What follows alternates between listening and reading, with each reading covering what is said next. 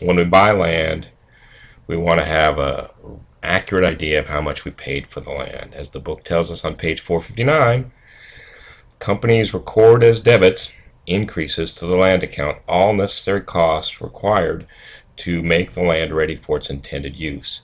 So if we have to grade the land, if we have to do some filling in on the land, if we pay attorney's fees to acquire the land or broker's fees, that'll be part of the land cost. However, if we spend money to design the building that's going to go on the land, or we spend money on land improvements, things like parking lots and driveways, those are not part of the land cost. Let's do exercise 10-3. So this company spent $80,000 cash to buy the land. Well, that's pretty clearly going to be part of our cost of the land.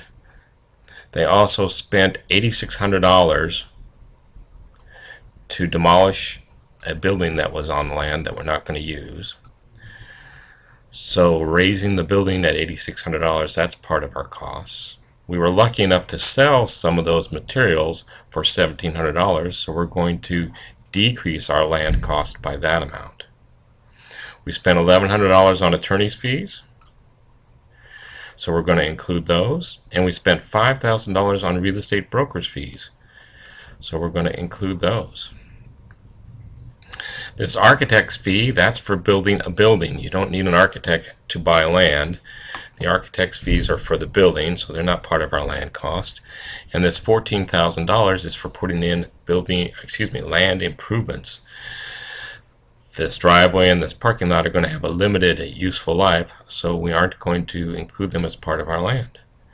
So when you add all those up, you get a $93,000 land cost. What are we going to do with these architect's fees? Well, we're going to include them as part of our building cost. So when we eventually build our building, that $7,800 is going to be capitalized as part of our building costs. And this $14,000, well, we're going to include that, or we're going to, account for that as land improvements. They're going to have, admittedly, a long estimated useful life, but not an indefinite estimated useful life like land. So we're going to depreciate those land improvements over an estimated useful life. So that's how we do exercise 10-3.